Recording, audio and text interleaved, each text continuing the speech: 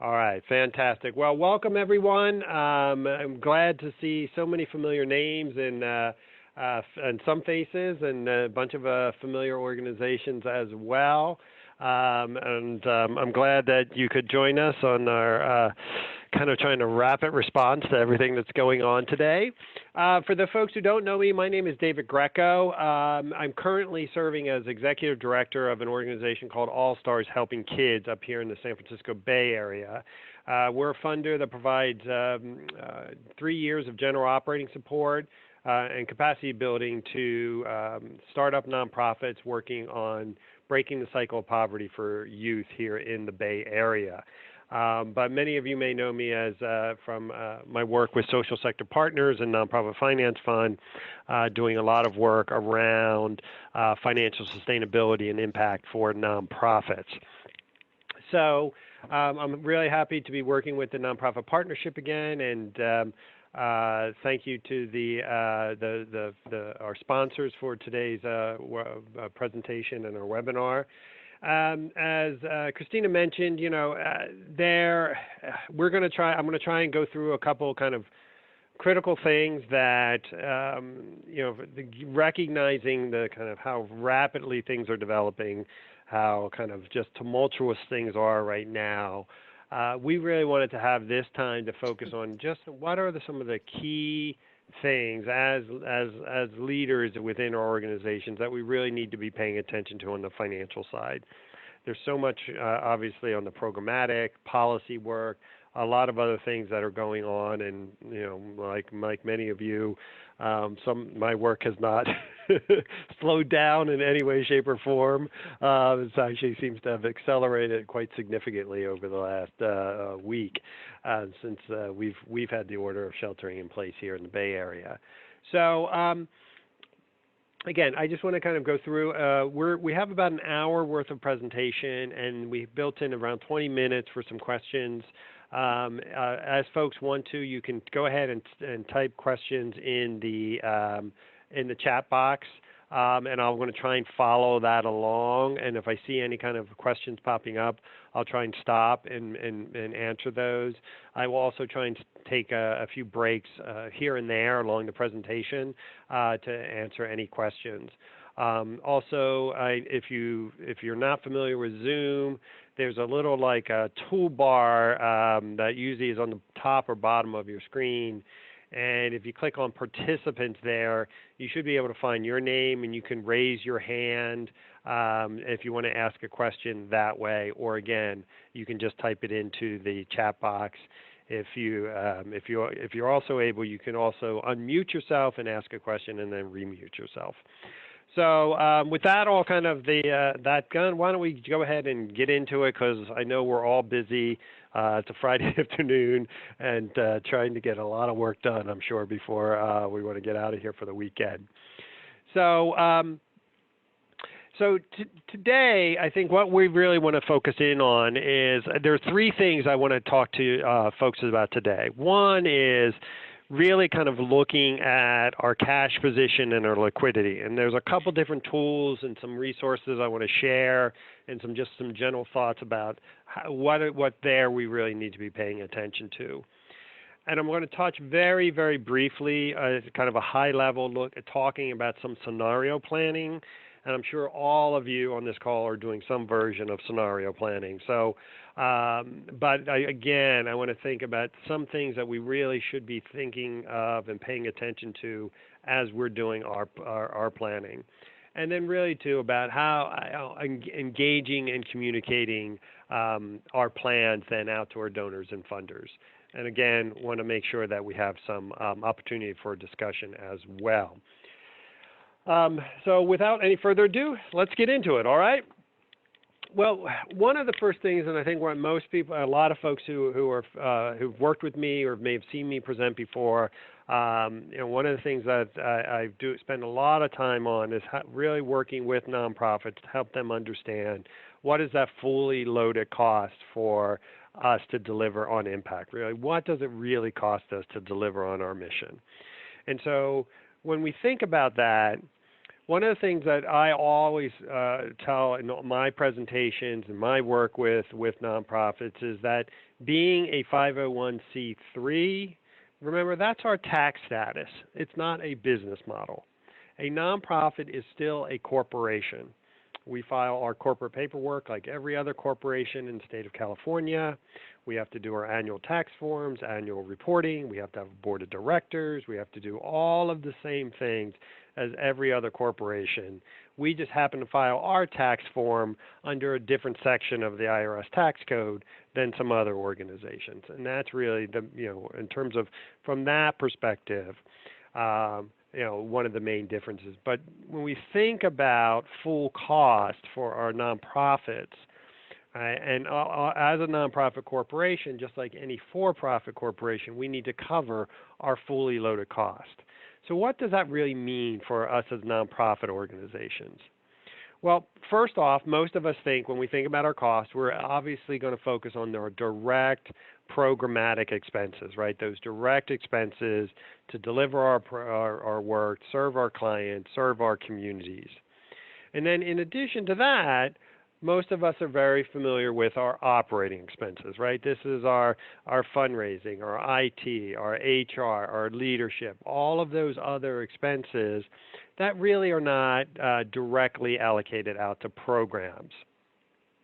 But most of us stop there, but that is not the fully loaded cost for running a corporation, and definitely not the fully loaded cost for running a nonprofit. The big thing that we also need to think about is liquidity, our cash on hand, right? And how are we, and particularly in times like this where we're seeing payment delays, fundraising events being canceled, donors kind of pulling back or kind of trying to figure out what's going on. How are we continuing to pay our salaries and our light bills while we're waiting for revenue to come in? That's our cash on hand and our liquidity needs. Now, for some of you, I know you have also big facilities, right? You have buildings, you have tables and chairs, you have computers and vans. And again, how are we putting some money aside to make sure that we're continuing to maintain, right, our physical and our fixed assets? And that if we have to purchase something new or repair them, we have the funds to do that.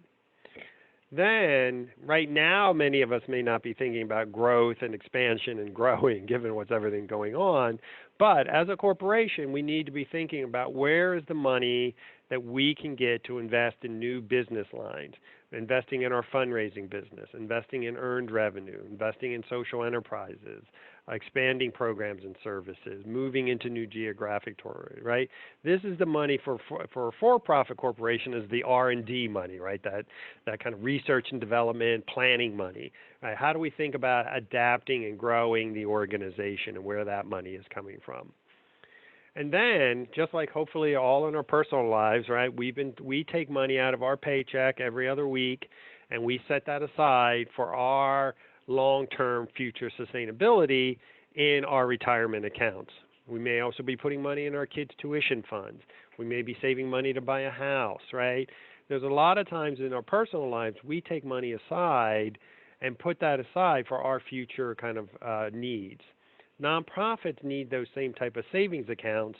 We call them reserves, right? This is our liquidity, our facility reserves, our contingency reserves, our rainy day funds, right? All of those types of things that we have that was set aside for our future sustainability. Then, if we borrowed money, we need to be making sure we're paying that back. So if we have lines of credit, if we've taken on mortgages, facility loans, are we making sure that we're paying those back? So for any nonprofit, right, we have all of these elements here. Now, depending on your particular nonprofit, some of these parts are going to be bigger or less, right? If you don't have a building, your fixed assets pieces are a little smaller. If you're a museum, that's going to be a much bigger part of yours. Right? And some of you, in terms of your individual kind of makeup of an organization, right, each of these wedges of this dollar bill may be bigger or smaller, but you have all of those elements. Now, the challenge comes in is when I talk to most nonprofit leaders, if I was to ask them, what does it cost you to do your work? The answer they normally give me is just this. It is just these first two pieces of the dollar bill. They'll say something like, well, it costs $10,000 to provide services to the youth here in the county. But if they're only looking at their program and their direct operating expenses, what have they done? They've already underpriced their services because it doesn't really cost $10,000, right? If we add in all of their liquidity, fixed assets, growth, reserves, paying down debt, that program or service that they're providing could cost 12, 15, 20. I mean, we have no idea what it really cost. But we go ahead and we ask for $10,000 for something that could cost 12 or 15,000. And then the funder says, well, that's great. We love your program, but we don't want to pay overhead. So here's 7,000, right?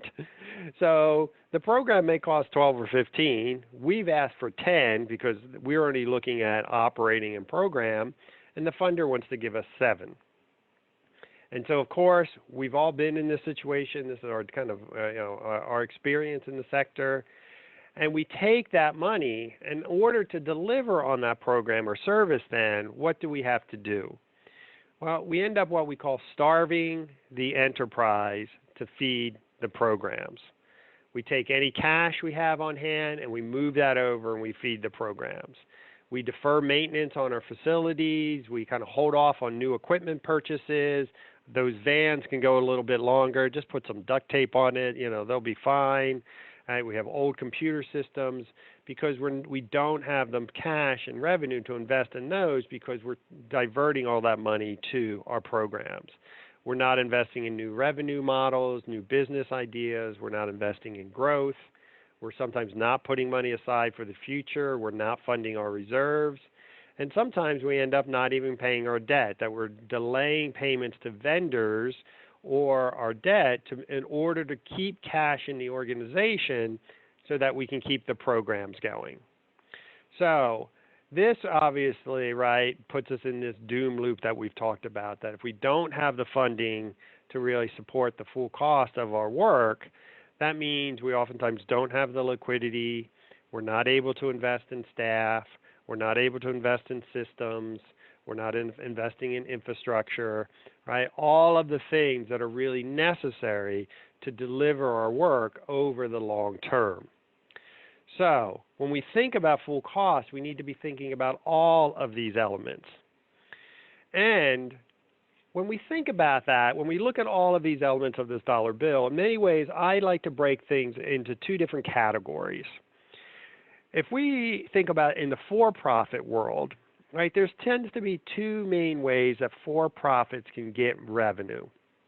One is they sell their products or services. So we think about Starbucks, they sell their coffee, their beans, their espresso makers, right?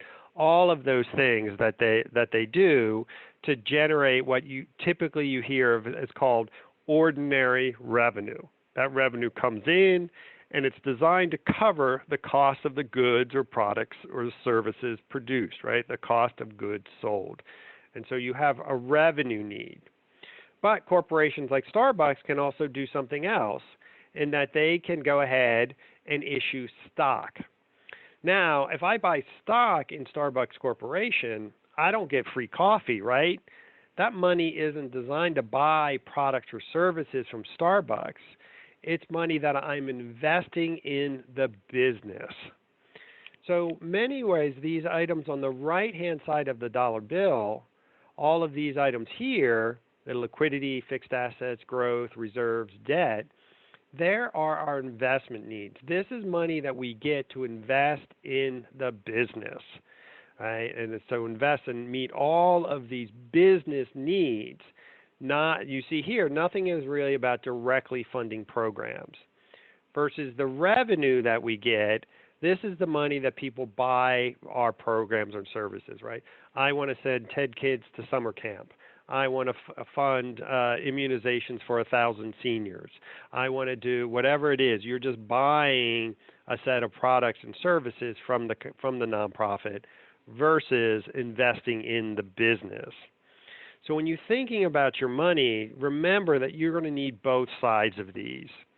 And while right now we may be very, very focused on our programmatic work, ensuring that continues, we're going to need to also make sure that we're not forgetting about these other pieces of the work. Because without those elements, we may make it through the next few months, but then all we're going to be doing is shutting our doors in July. So we need to make sure that while we're dealing with the short-term crisis, we don't forget about some of the longer-range business needs. So all corporations need both investments and they need revenue. The challenge in the nonprofit sector is we tend to only focus on our revenue needs, and we oftentimes ignore the business and investment needs of our corporations. All right, I just want to take a quick stop there and kind of do a temperature check, see if there's anybody that has hands raised, any questions in the chat box.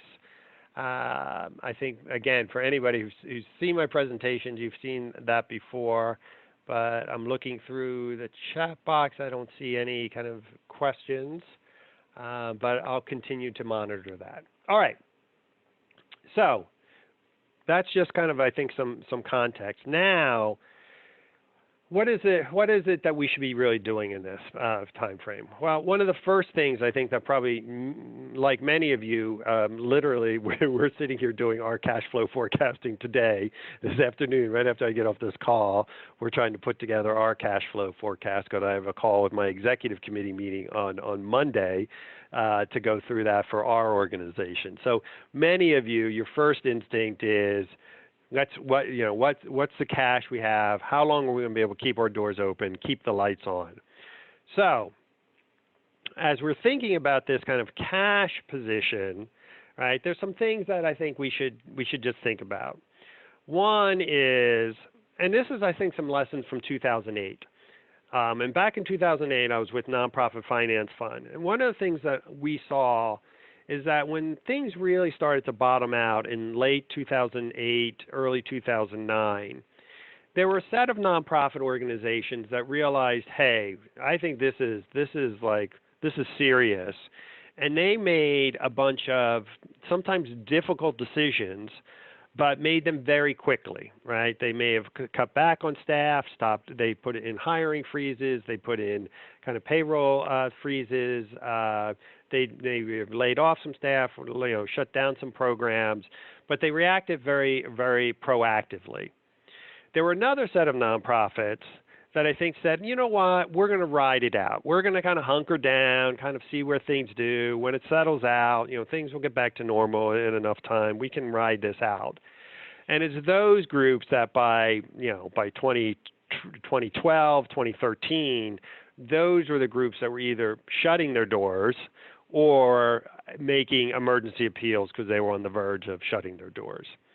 So really this idea about not waiting till the wolf is at the door, right? that we need to recognize that this disruption is, even once the kind of whole coronavirus thing evens out, that the economic impact is going to kind of be felt for at least the rest of this year, if not obviously into the future, particularly if we slide into a recession. So one of the things we're going to do is kind of really, how do we assess, what do we understand in terms of really what is our risk and our ability to kind of assess that risk. And then again, we're going to talk about some scenario planning here.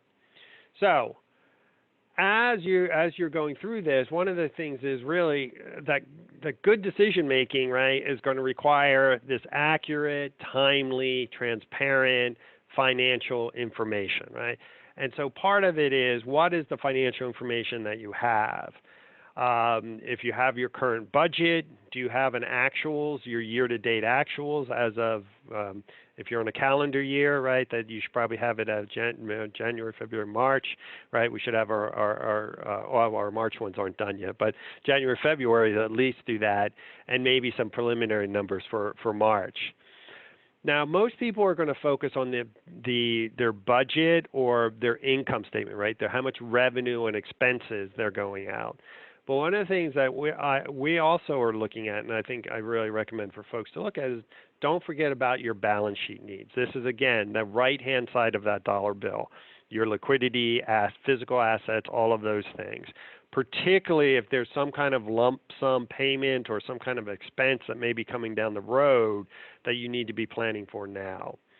And then we're going to talk a little bit in a little bit about how do we look at these things on a programmatic level to again help us make some good decisions. Now, one thing I've said this in all my workshops and all my client work as well, right? Your Excel spreadsheets, templates, all these models, your budgets, your 990s, your internals, all of those things are not going to make the decisions for you. It would be great. I would be a very wealthy man if I could create an Excel spreadsheet where you just put a bunch of numbers in and it tells you exactly what to do. But that isn't the way it works, right? So this is not, these are designed to help inform decision making. The numbers in and of themselves are not going to make the decisions for you. They might make it easier, but they're not going to do it for you. It's still, there's a science part of this, but there's also a lot of art. And I think that's really important to just because something's losing money right now doesn't mean we're automatically going to shut it down, because it could be really critical to our mission. Well, I've often talked about, and people have told me, say, no money, no mission. But the flip side is, right, no mission, no money. So we need to, be smart about that. If we're having to cut back or reduce programs or services, be really smart about what that looks like. All right, so some notes around cash flow. Again, just being very relevant as I'm sitting here doing this today for our organization, right? Obviously, economic disruptions, recessions impose very severe cash restraints on nonprofits. And many nonprofits, really, it took them from the 2008-2009, really it was as much as between 2013 to 2015 before organizations, I thought, really kind of fully recovered from that. And now they barely have kind of gotten back up on their feet over the last couple of years, and now here we are again with what's all going on now. So there's one big thing that when I talk about cash flow and cash needs for organizations, there are two different things that we need to think about. One is a cash flow issue. That is a timing issue. That means we know the money is going to come in, it's just not here yet. Maybe this is government funding, you've already done the work, you've submitted the invoice, right? And you're just waiting to get paid. You already have a donor that's made a pledge and said, we're going to do this for you, but they're now kind of trying to figure out their stock issues. So those are timing issues. We know the money's going to be here. It's just not here right now. And so there are ways to bridge cash flow issues like lines of credit and things like that, which I'll talk about. But the other issue is a cash issue. And that is just a shortage of cash. That means we don't have the money. We don't have any identified source where that money is coming in, but we have an expense or something that's occurred that we need to cover. So this thing about the cash flow issue is I hear a lot of people say, oh, well, that's just a timing issue. It's a timing issue. And generally, a lot of our cash flow issues are timing. But we also need to know if there are just cash issues, which means that money's not really coming in, but we still got to have this expense. How can we really make sure that we're understanding which is which? Because I think there are different solutions to each of those issues. Now, for you, depending on your particular things, at this point, I think a lot of groups are, I think historically most groups kind of do things more monthly or maybe even quarterly. In this particular environment, I think the groups are actually trying to even do things weekly during this kind of crisis, as really just constantly monitoring our cash flow and where we are and when we expect money to come in. So again, part of this is the reason we're doing this is so that we are able to then to make sure we're developing the appropriate solution. If we know we have a cash flow issue and we know that's going to be, say, 90 days, all right, that tells me I can think of how can I do a short-term kind of cash flow, line of credit or something like that. If it's more going to be a cash issue or it's going to be longer, that's going to necessitate a different type of solution. So part of this is understanding which bucket that you're in, and therefore kind of moving forward with the right approach. Now, in this particular, I think, situation, right, I think a lot of us, I mean, there's so much uncertainty right now. It's just so incredibly uncertain. So I think, we need to have this mix of, we need to obviously be conservative in terms of what we're thinking in terms of cash flow forecasting, really thinking about when that money really could possibly come in or how long it could possibly be delayed. But we still need it to be realistic, right? And so don't get so conservative and so draconian in your forecasting that it just presents a much more dire picture than maybe the situation. So we're going to talk about scenario planning later, where we can talk about potentially looking at different levels of kind of how bad things could get. But for your cash flow forecasting, I think a lot of folks are clearly I'm sure you've all have heard the recommendations multiple times, right? About looking at reaching out and talking to your funders. And there's been the Council on Foundations now has, if you go to the Council on Foundations, they have on their website, they have a pledge, and you can see all of the foundations across the country who have signed this pledge to basically promise that they're going to be providing more flexible funding. They're working with their grantees in terms of, kind of taking restricted funding and unrestricting it. So a lot of foundations right now are being very kind of creative and thoughtful about their grant making. For them, some of them are now kind of taking these restricted grants and moving them to unrestricted.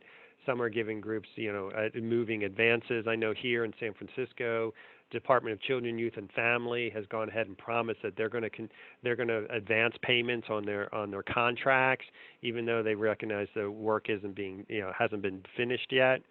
Other county agencies are also looking at how they're going to be able to continue to fund and support their nonprofit partners. So reaching out and engaging in conversations with funders and donors in this process to help get a sense of when that payment may be coming in, and if it's going to come in restricted or unrestricted, is going to be a critical part in figuring out your kind of cash flow situation.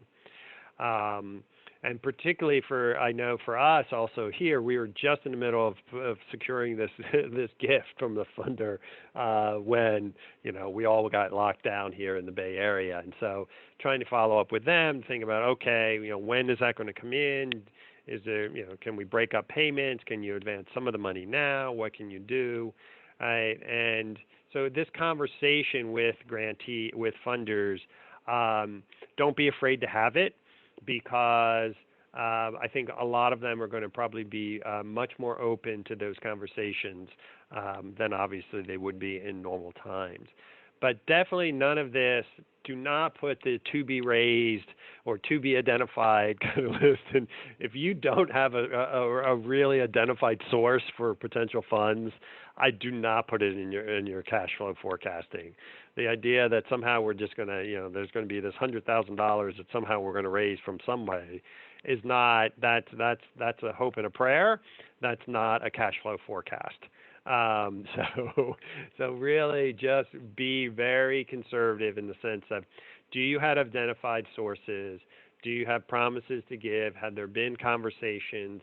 Are you engaging in conversation with these funders now about potentially when that money could come in?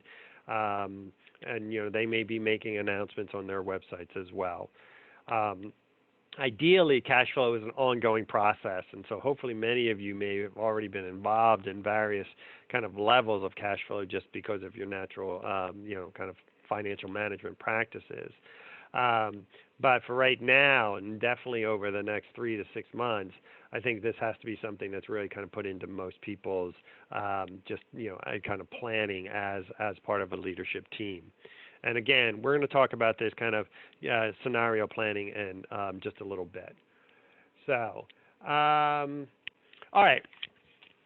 So one of the things that I think makes cash flow forecasting difficult for nonprofits is not all cash is the same. Right? We all recognize we have this issue of restrictions in the nonprofit sector. Right? This doesn't exist in the for-profit world. I can't go to Starbucks and say, you know what? Here's the money for my latte, but I want this money to go directly to the barista. It doesn't work that way. You can't tell Starbucks what to do with your money. They take your dollar, they do whatever you want. Likewise, I can't buy stock in Starbucks Corporation and say, you know what, I only want this money for lattes in Long Beach. I don't want any of this money to be used for frappuccinos in San Francisco. It doesn't work that way. But in the nonprofit sector, right, we know money comes in with varying levels of potential restrictions.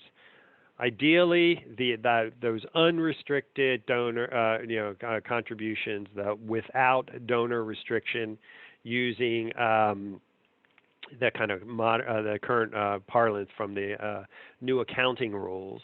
Right, this is money comes in, general operating support, earned revenue, annual fund contributions, just donations to keep doing the great, fantastic work that you're doing. And I've seen some notes in the chat box. I do have a set of resources at the end of this presentation with links to cash flow forecasts, scenario planning templates, all of those types of things. So I have a great list of links at the end that I'll share with everybody for this. Now, in addition to that general operating or unrestricted money, right, we also get this temporarily restricted. This is money that's restricted for projects or for specific programs, or maybe a timing. Like I'll give you, here's $100,000. You have $50,000 for 2020, and the other $50,000 you have to set aside for 2021. Right? So we may have cash, but it's set aside for either future years or set aside for a very specific project or program that we may not have started yet. So it's kind of like in the cookie jar over there, right? It's in like our little piggy bank or a cookie jar.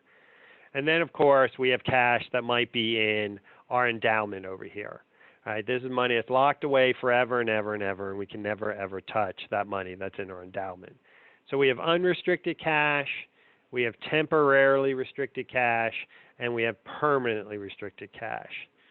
Now, as we know, right, eventually this temporarily restricted cash will, at some point, right, we will meet the restrictions and be able to release that. So when you're thinking about your cash flow forecast, what money that may be locked up now here in March, but is that money going to be released at certain points during the year? And when can we release it so that we can use it for general operations? And this is likewise, if you're going back to funders or donors and asking them to unrestrict that money, again, then you can go ahead and move it over to that unrestricted pile so that we can actually use that to pay our salaries and light bills. And likewise, if you're getting any interest off your endowment, which obviously in the last couple weeks, nobody's getting any interest. They're probably seeing all their endowments going down, their investments going down. They're probably losing money. I think I know we have seen a huge hit to our investments and our endowment, but we're continuing to try and monitor that. And why this is important is that we always have to remember that all expenses have to be paid with unrestricted dollars. We cannot pay expenses directly out of our temporarily restricted funds. If that money is set aside for 2020, we technically right now cannot be using that money for salary and light bills. Likewise, that money, that cash that's over in the endowment, right? We cannot be paying our salary and light bills with money that's in the endowment. Now, if we happen to have a donor that's still alive, that they've given us money for that endowment, we can always go back to them and even ask them to unrestrict an endowed gift. So even if someone gave you $100,000 as part of your endowment, you can still go back to that donor and ask them to unrestrict that money and move it into your operating budget. So, so somebody, yeah, so what people are reacting to, I see in the chat box, are these new terms here, are the new accounting terminology. FASB, the what's it, Financial Accounting Standards Board. They have, determined there's a new kind of financial, new auditing and kind of reporting standards that got implemented last year, I think, or 2 years ago. And now the unrestricted money is called without donor restrictions, because the accountants thought that unrestricted was too confusing and people didn't understand what that was. So now they created this term without donor restrictions.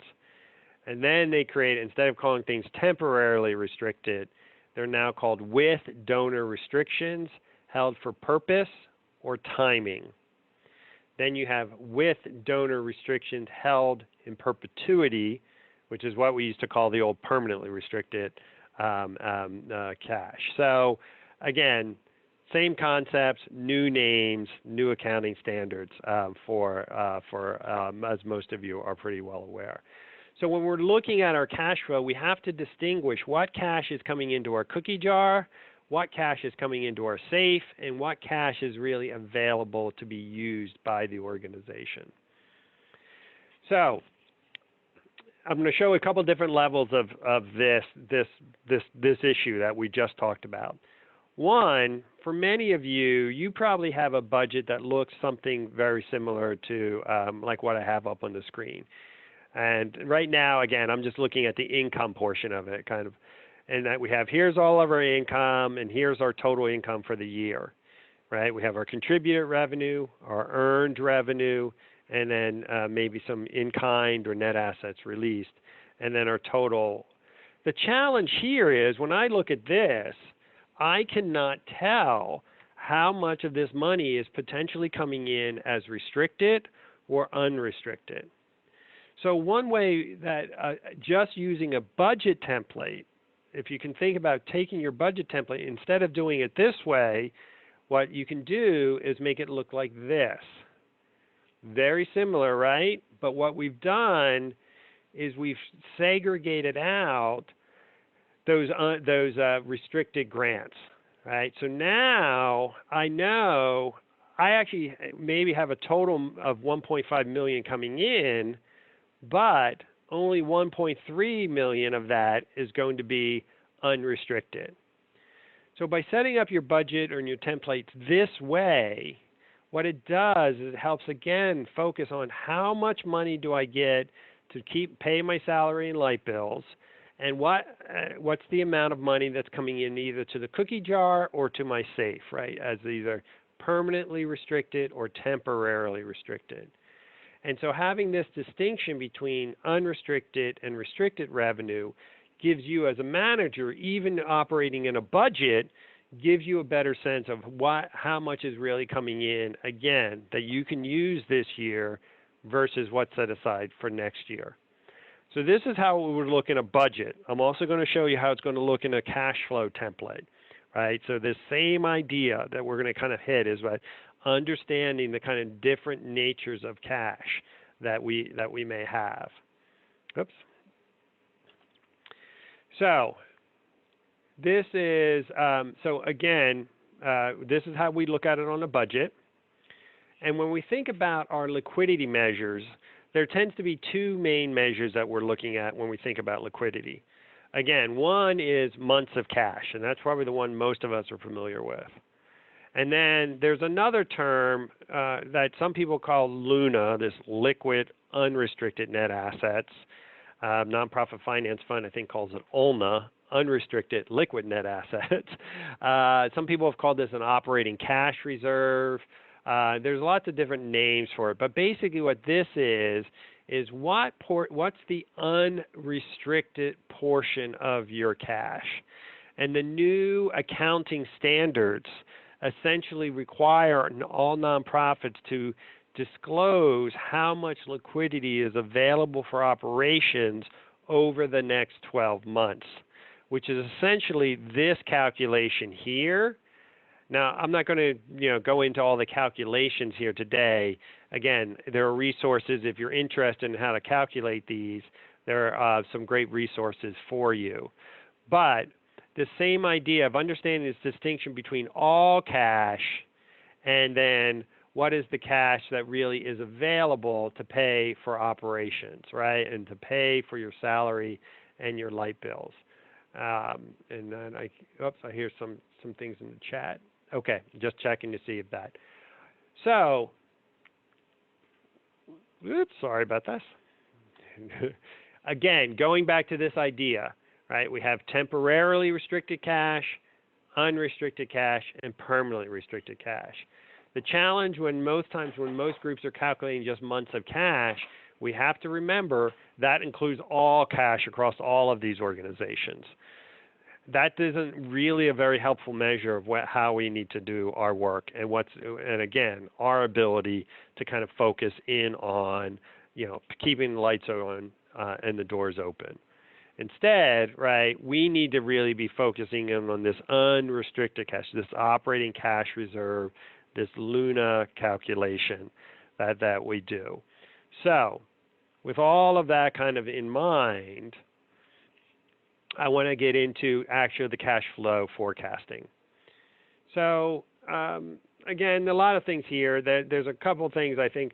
There's 2 or 3 things here on this slide I want to point out. One is, hopefully you have an accurate cash balance as to where you are right now. And you're working with your bank or other folks to kind of figure that out. We talked about some of these other things. The 2 things here I think about is, for the folks that have biweekly payroll, there are a couple times a year where you have 3 payrolls in a month. So if you're looking at your payroll and you just say, I'm just going to divide it by twice a month, that'd give you 24. But remember, there are actually 26 payroll periods in a month, meaning a year, 26 payroll periods in a year. And so there's 2 months out of every year where you have 3 payrolls that you're going to hit. And so making sure, depending on when your payroll period is, which of those months you're going to have 3 payrolls versus which of the months you're going to have 2. So it's really important because I've seen that really catch groups by surprise. The other thing is to always remember that there are some payments that we pay annually, we pay maybe just quarterly, and so again, as we're doing monthly, we may not be thinking, oh, what's our monthly expenses? Okay, this, and this, but we forget that oh my God, that one big annual payment's coming in. Maybe it's for insurance, maybe it's some kind of tax thing, maybe it's something else where you're paying an annual renewal or subscription on that. And so to think, when are they going to hit our cash? Because sometimes they can be fairly significant hits to our cash flow. And just making sure any lump payments, we're accounting for that as well. So, up on the screen now, I have a fairly kind of common cash flow. I've tweaked it a little bit. Again, I'm gonna have links to a lot of these things, but there are 3 organizations right off the top of my head that have great financial resources. One is a group called Propel Nonprofits. They're out of Minneapolis, propelnonprofits.org, I think.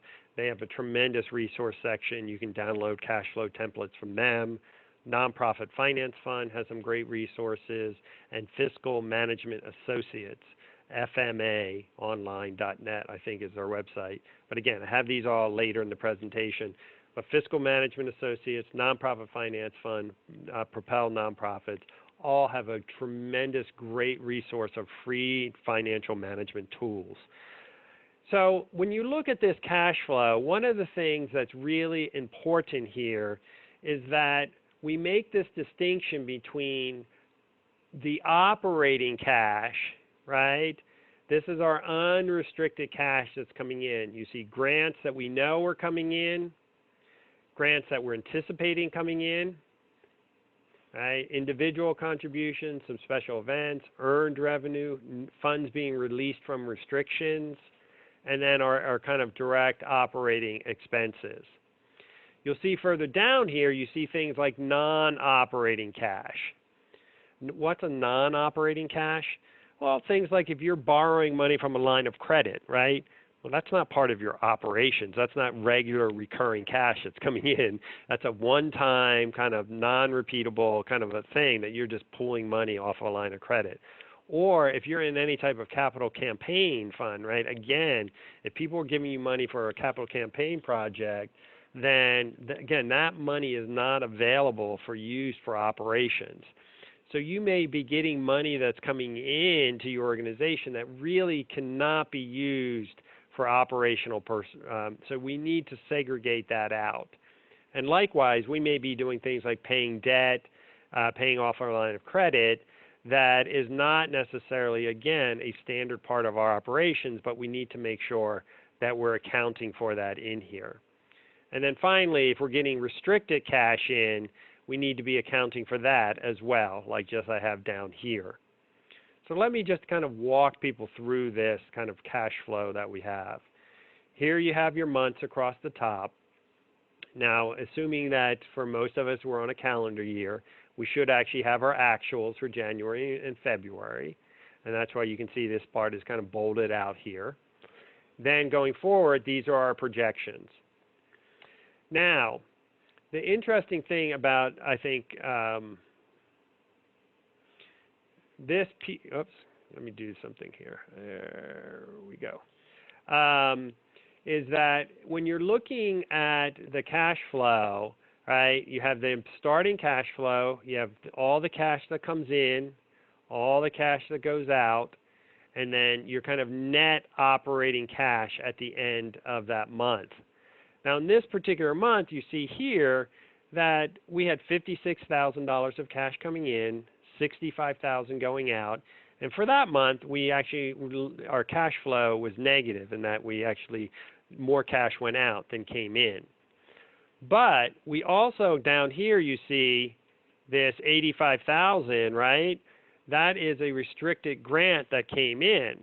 So if I look at all of my cash that came in, right, I'm seeing, right down here, this $85,000 that came in, that really helped kind of make my cash position look much, much higher than it really is. Because then what happens is this number here at the bottom, right, this then goes up here. I'm trying to draw it with my mouse, not so good. And that becomes the starting cash balance for the next month.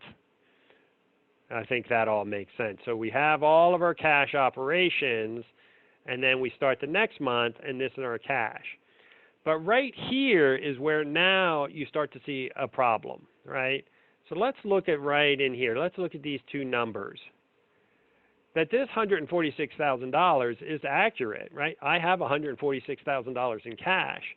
But the problem is, right, from an operating perspective, most of that cash is restricted cash. It's not readily available for operations. And so when I actually look at how much money is actually available for operations, you see that really I'm in a negative cash position in terms of operating expenses. Now, where am I getting cash to continue to pay our bills? Well, what probably is happening in a lot of groups, I may be inadvertently borrowing from some of this restricted cash just because, it's maybe in the same bank account, I'm not doing my monthly cash flow forecasting, and I may not realize that I'm actually pulling cash out of my restricted funds to continue to fund operations. Now, one of the other things we go into the next month, and you see for this organization, again, they got $42,000 in, and they spent $58,000. So again, they were in a negative kind of cash position. And so again, they start at the next month already in a negative cash position, even though if I added up all the cash they had in the organization, they are at a higher level than that. So there's this difference between total cash, which again is including all cash in the organization, restricted and unrestricted, and this unrestricted cash number down here. So again, if Nonprofit Finance Fund, Fiscal Management Associates, Propel Nonprofits, they all have great templates which will do this for you. Some are more complicated than others. Some are simpler than others. So that depending on your needs. But for us, one of the things that I think is really important is that we are making this distinction between these two levels. And so as you're going forward in the year, I think what becomes really important is as we're starting to look at, like for this organization, right, if we're looking at it, you see here in like May and June, all of a sudden you see a bunch of contributions. So what's happening? Well, they probably have some kind of big fundraising event this June. And so now, if you're in this type of situation, what do you start to do, right? Maybe we really need to look at these numbers and start to kind of, amping them down a little bit, given all the uncertainty that's going on. So I may not actually be able to be getting all of this money from this big fundraising event that we're doing in June. And that's going to definitely impact my cash flow. And then you can also see down here that in April, this organization is thinking that it may have to take a kind of some money off their line of credit. Why? Because their operating cash, their unrestricted cash position is getting very, very low. And that's not unusual sometimes in heading into a big special event or fundraising event, because you're paying for the event, you're making advances on all of the kind of payments and everything that you need. You're putting deposits down, right? So there's a lot of expenses that are going out in advance of that revenue coming in. And so in this particular case, you can see here the idea was we're planning to draw $40,000 from our line of credit before our big fundraiser, and then after our big fundraiser, we'll go ahead and pay that back. So this was their current plan as they're going through the year. But if we're looking at this event that maybe even potentially may get canceled in June, right? How's that going to impact our cash flow through the rest of the year? And maybe this isn't $40,000. This may end up being $100,000. We're going to have to draw off that line, depending on our particular needs. So, again, lots of great cash flow tools out there. My big takeaway, if I have one thing I just want to leave you with, is making sure that you are tracking your unrestricted cash separate from your restricted cash, as well as making sure we're segregating anything that is considered non-operating, right? This money is not a donation. It's not money that's really available for like capital campaign funds or things like that are just not going to be available for use. So for each organization, this is going to be kind of tailored to your needs. But all of those templates that we have help make this distinction between these three categories. Again, unrestricted operating, kind of non-operating, and then restricted cash. So again, this classification of cash becomes very, very critical for folks to as we're doing this planning. All right. So. Woo! All right, so now we've looked at our cash position, we've talked to our funders, we've done some cash flow forecasting, right? We have a good sense of maybe when our cash may be bottoming out. If we have a line of credit, we may be thinking about drawing from that. If we don't have a line of credit, we may have to start thinking about, okay, how are we going to cut expenses, or maybe we can get a board member to loan us money, or how can we kind of get through the next 60 to 90 days looking at our cash flow situation. So once we've done all of that and we have a good sense of kind of where we are now, and at least from a cash flow perspective, what it's kind of looking like over the next couple of months, we can then start to think about, okay, let's step back and let's look at a slightly higher level and start thinking about some kind of scenario planning. Now, there's a million different ways to do scenario planning, and there's probably about 1 million different templates out there. Again, I'll share some with you that I found fairly useful. But to me, I think the big thing about scenario planning that is really, really critical is this about that how can we explicitly and transparently communicate in financial terms what different decisions how that will impact the organization. that a lot of times you get into this and you got people thinking this and thinking that, and well, I think we should do this and I think we should do that. The scenario planning, again, isn't going to make decisions for you, but it'll say, if we do A, this is the impact financially, and if we do B, this is the impact financially. And that's really what we're trying to get to. We've talked about a lot of things. One of the things I think that is this last point here that I find is just, when is the trigger? And again, the combination of your cash flow forecasting and your scenario planning kind of being on opposite sides of that same coin, right? They're kind of really working together. The idea is, if all of a sudden, at a certain point, revenue's not coming in or cash flow's not coming in, that's going to be the trigger for us to then to switch to plan B or C or whatever our options are. So being really clear, in advance, so that when that happens, because when something happens like this and your money's being cut, money's not coming in, right? Everybody's stressed. Everybody's kind of under a lot of anxiety, a lot of pressure. That isn't always the best time to kind of really kind of make strategic decisions. But if you have these tools available, what happens is you can say, we all agree that if something doesn't come in by X date, we're going to do Y. And I know we've already kind of looked at that as our organization and getting that set up so that if the money doesn't arrive, we already have agreement from our board and others and staff internally what we're going to do accordingly. Okay. Woo. I want to hit two more quick things, and I know we're about 3:05, and that's going to take me about 10 minutes, and I think we should have about 15 minutes for Q&A at the end. So I hope that works for everybody. And then we can go again, we'll get to Q&A at the end. And I get that we're not going to be able to get to everybody's questions, but hopefully we get to some of the core ones that we want to do this.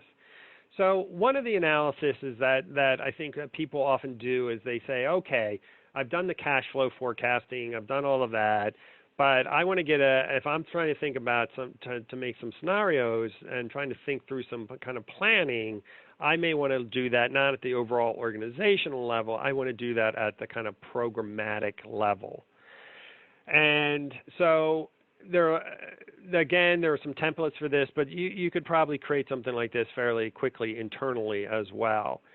And what the idea is, and I'm going to show you that kind of this kind of program budget template that I have up on the screen. Right here are our programs. Here we have Program A, Program B, Program C, Management, General, Fundraising. Right, it's pretty simple and straightforward.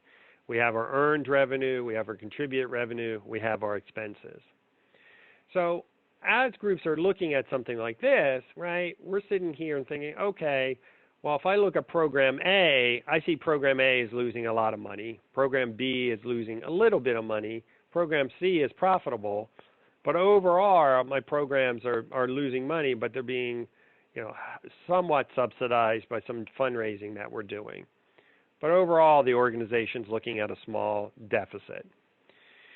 So as we're looking at this, right, you may be saying, well, if we want to close that deficit, well, Program A's got to go. That thing's bleeding money. It's not covering its cost, right? We can't get the financial support for that. We're going to have to just eliminate that program, and that's going to save us, right, all of this money. But what a lot of people don't realize is that the real question is, what expenses really go away with your programs and what expenses stay even if you were to cut or reduce them? So, for example, let's look at this here, and I want to kind of feature on kind of two key parts here. If we look up under here where we have executive director, you can see that this organization has allocated the executive director across these different programs areas. So if we close down Program A or ramp it down, are we really going to save this $25,000 from the executive director? No, right? The executive director is still going to earn the same salary. The program directors, same thing. They're still going to be getting their same salary. And then these things like rent. Do we save money on rent? Well, if we're renting space for that room, but if it's in our facility in our existing building, probably not. We're not really going to save any money on depreciation. We might save a little bit of money on utilities or office supplies. But most of these costs here and these personnel costs don't go away. They stay with the program. So even though you cut the program, you don't automatically save $143,000. What you end up saving is just the parts of those costs that are actually direct to those programs, right? In this case here, if we cut program A, yeah, the teachers, we're going to save that $25,000 because we're not going to have the teacher in the classroom. If we cut this program, we're going to get rid of our classroom supplies, our snacks, the bus rental, everything that's directly associated with that program. So if we cut this program, in reality, if we cut program A, all we're really saving is this $25,000 and this money here, which is what, 246, $16,400, and that, right? So, what's that, 40-something thousand dollars we're saving. All of these other costs we still got to absorb. But what's crazy about that is if we look at the funding, right? This one here is really funded by client fees. So if we close down program A, we lose the $57,000 for that, and we end up keeping most of our expenses. So one of the things that we want to be really careful of is if we cut a program, oftentimes what happens is we lose all the revenue, but we don't lose all the expenses. So as you're thinking about your programs, right, really make sure, like, if that program goes away, what expenses go away with it and what expenses stay. Because you have to really be making sure that what you don't want to do, and even in this particular case, for example, right, they get $107,000 in revenue against $143,000 in expenses. But remember, if I cut this program, I still have to pay my executive director. I'm still paying our rent. I'm still paying our depreciation, right? I'm still paying our benefits on my program director and my executive director. None of those costs go away, but I do lose a whole of the $107,000, but I don't lose all of the expenses. Now, for our contributed revenue, again, you may be able to talk to a funder and say, hey, we're getting rid of program A. Can we reallocate this money to one of the other programs that we're doing? Or, can you make this a general operating fund? But if not, if it's a traditional restricted programmatic grant, if this program goes away, that money is going to go away as well. So being really thoughtful about reducing or cutting programs, because sometimes we don't save nearly as much money as we think we do. And if we have a lot of full-time staff, we also need to remember that when you let staff go, right, you have severance, you have benefits, you have accrued vacation, accrued payments that need to be paid.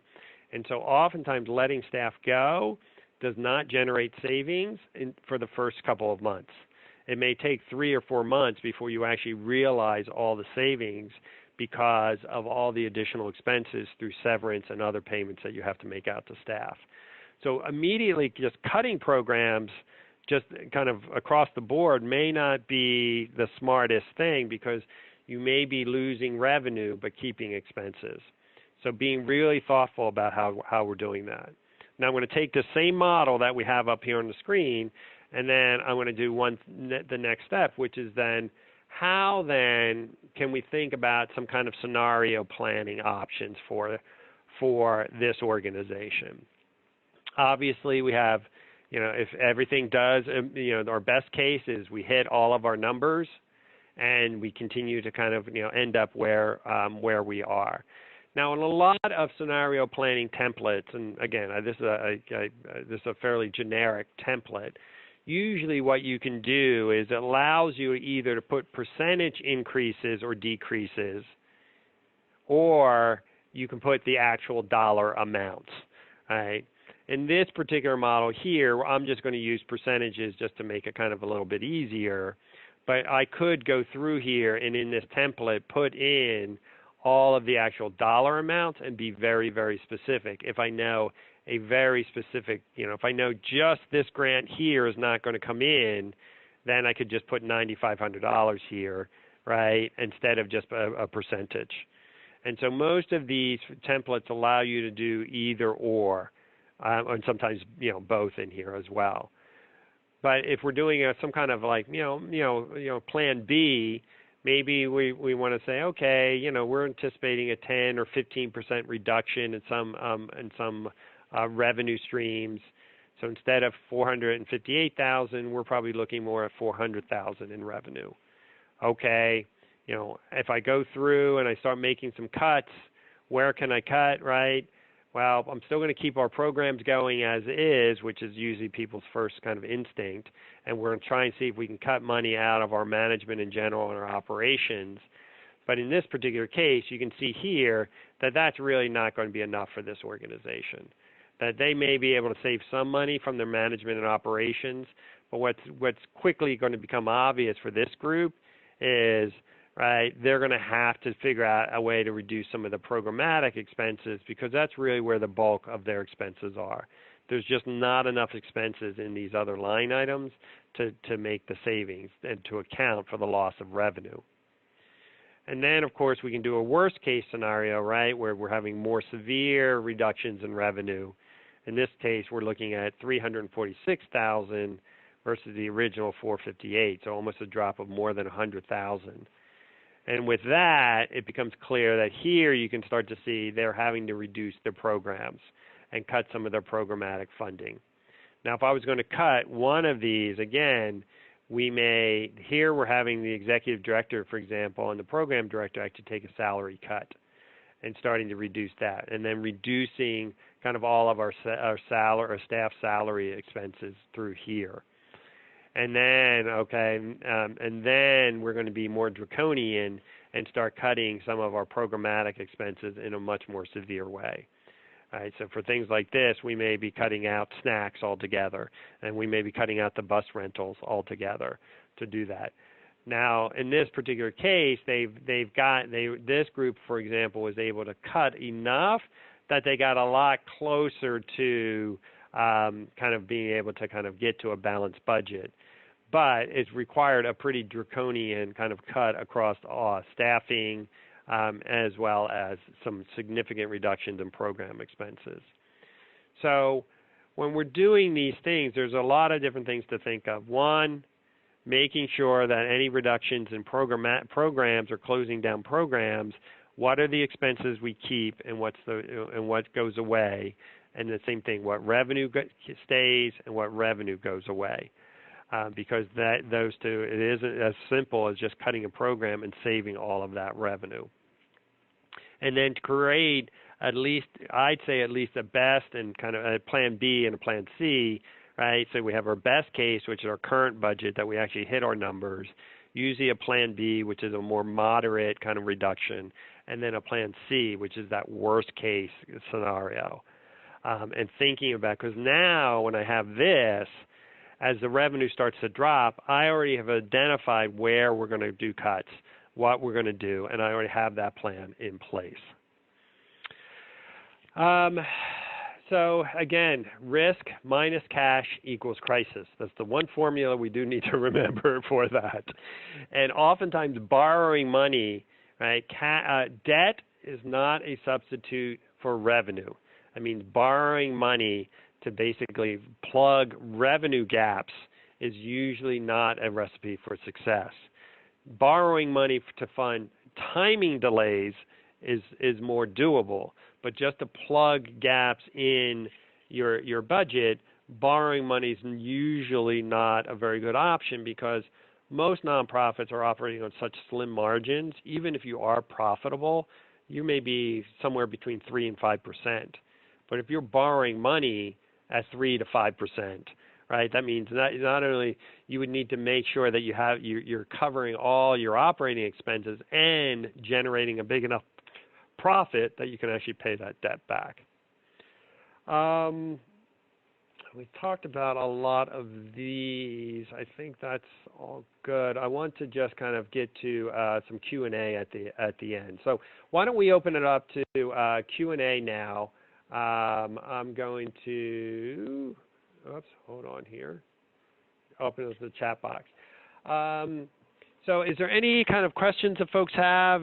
You can either unmute yourself or go ahead and type into the chat box. We have about 12, 15 minutes left here on the call. I know some folks had to jump off, but that's great. Again, this will be recorded. We'll be sharing that with you. Let's see, total cash. Yes, you definitely have a copy. We'll send a PDF of the presentation around to everyone.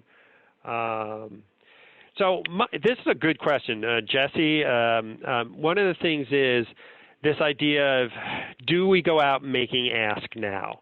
And I've seen a lot of different responses, and a lot of people all over the board on this. I think that in general, I think that there are ways that you can make sure that you can go out and make ask now and kind of communicate your needs. But this kind of focus, this key last point, this focusing on the impact of what you're doing. Now I think it's really critical that you're just not raising money just to raise money, but what specifically, given the time and circumstances we are facing right now, is that money going to do? Is that going to allow you to serve needy families and clients and communities? Is this really about keeping your organization open and doing? What is that money really being used for? So I think that what we're seeing is that folks that are out there, and I know there's a kind of rapid response fund, I think in Long Beach, that they raised like $150,000. I know they have one here in Silicon Valley. I know East Bay Community Foundation just launched one up in Oakland. There are other ones I know going on all around, that they are out there raising money for these funds. But right now, I think a lot of it is going towards this kind of direct service need, that there are folks out there that are, being directly impacted. Their jobs are being lost, their revenues being lost, and they're just trying to make sure they can be fed, housed, clothed. And so the nonprofits that are really kind of focusing on that direct service work is kind of the initial focus. But there's also a recognition now, we're hearing a lot more about the education, right? The school years are being shut. Schools are closed down. And these schools in lower income communities, a lot of times they don't have computers, access to internet and resources that they can just move online, where some of the private schools and some of the wealthier schools are able to do. And so I think that fundraising is actually absolutely a viable option at this point, but I think it has to be just really kind of couched in the terms of kind of what is happening right now. With unknown timeline for how do you? So I think in terms of the best, mid, and kind of worst case, I think right now what most people are thinking of is that for most of us, if we're not doing some kind of emergency type of appeals for donors and things, right, fundraising definitely over the next 6 to 8 weeks is definitely going to be significantly impacted. We know we've had events canceled. We know that we have these things going on. So in some ways, we know what's going to happen, I think, between now and, say, May, maybe even in June. I think where people are having trouble is what do we do? What's going to be? The next 3 months is something, but what about the next 3 to 6 months, or even the next 6 to 9 months? And it's those pieces where I think that we're getting a lot more kind of speculation, because I think we have a sense of what's going to happen in the immediate short term, but what's going to happen over a longer period of time, we don't really know.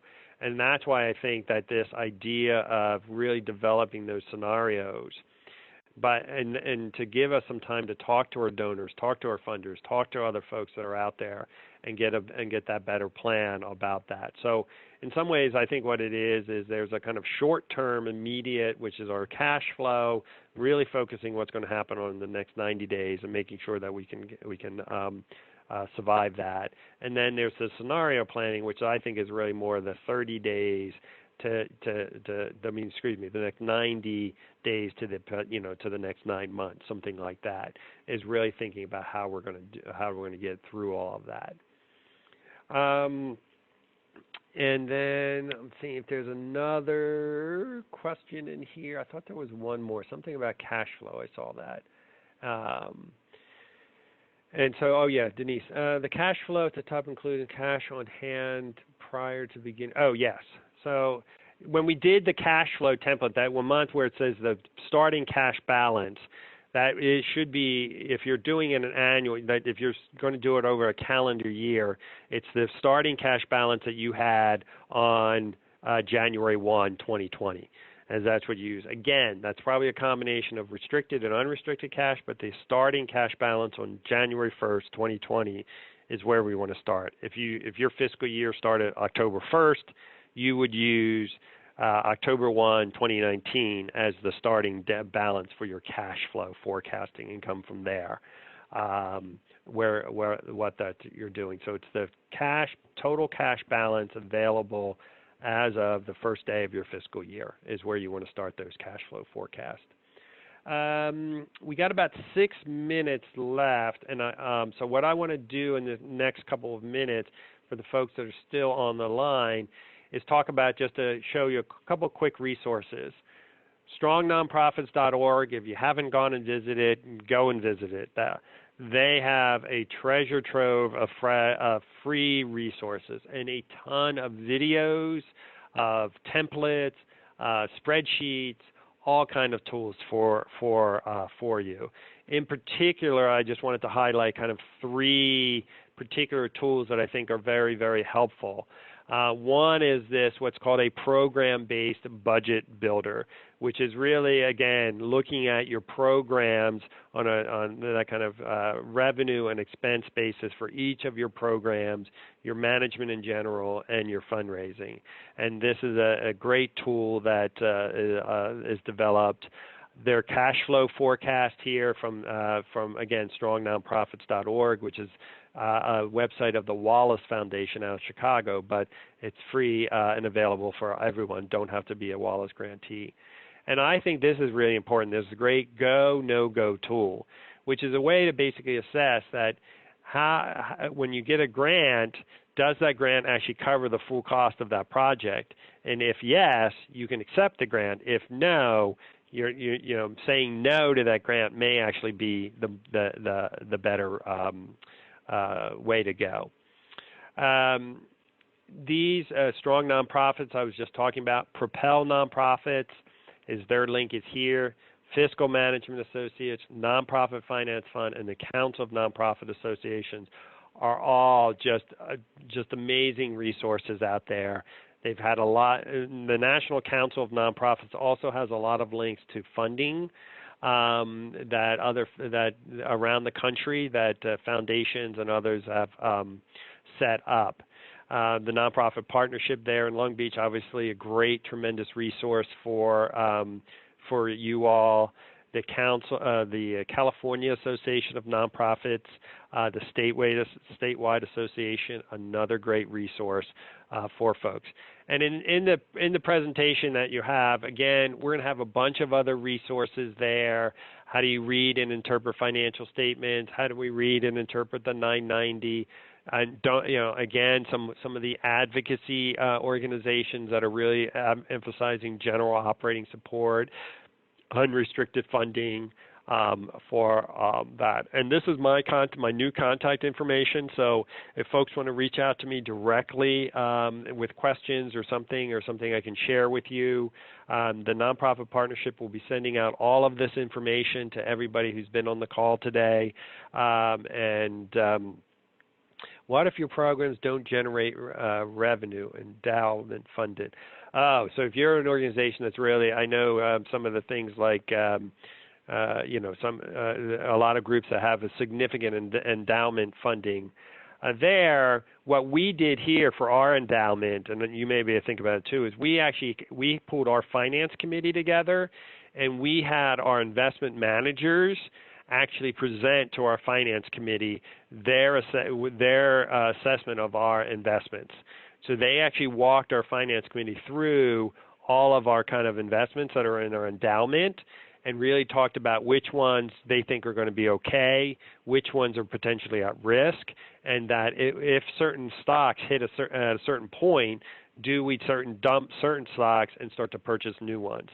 So engaging your investment managers or your kind of whoever is helping to manage your investments and pulling that team together with your finance and having them really give you a kind of detailed breakdown of how your portfolio is doing is really, really important. That's what we did. It was extremely helpful for our finance committee and really kind of calmed down a lot of folks that were really getting nervous for that group. So we have Christina. I think we are wrapping up here. We're almost at the end, and I just want to say thanks to everybody for joining us, staying through this whole call.